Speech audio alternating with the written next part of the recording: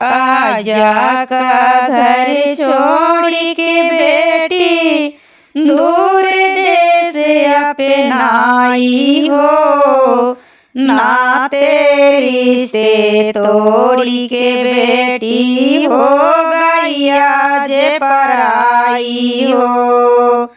दुआर से बेटी के आजा रो मैं अंदर रो मैं आजी हो, लिपट लिपट करे बेटी रो मैं कैसी घड़ी अजी आई हो।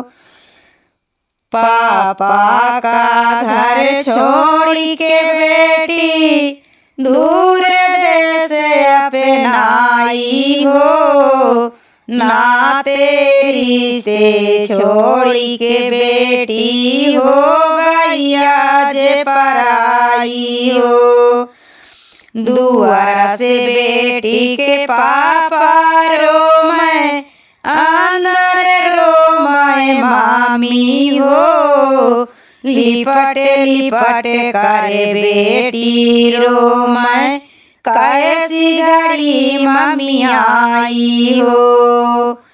चाचा का घर छोड़ के बेटी दूर देश अपनाई हो, ना तेरी से छोड़ के बेटी हो गई आज पराई हो।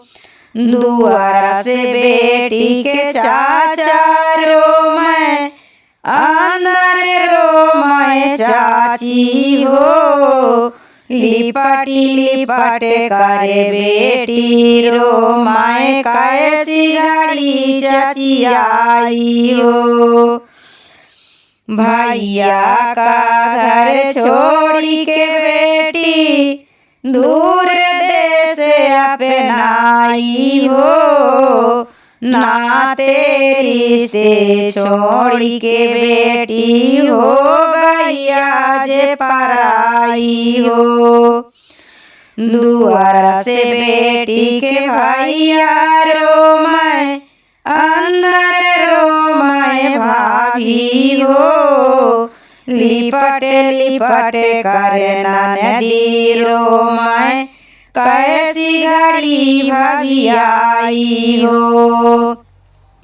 जीजा का घर छोड़ के बेटी दूर देश अपनाई हो, ना तेरी से छोड़ के बेटी हो गई आज पराई हो।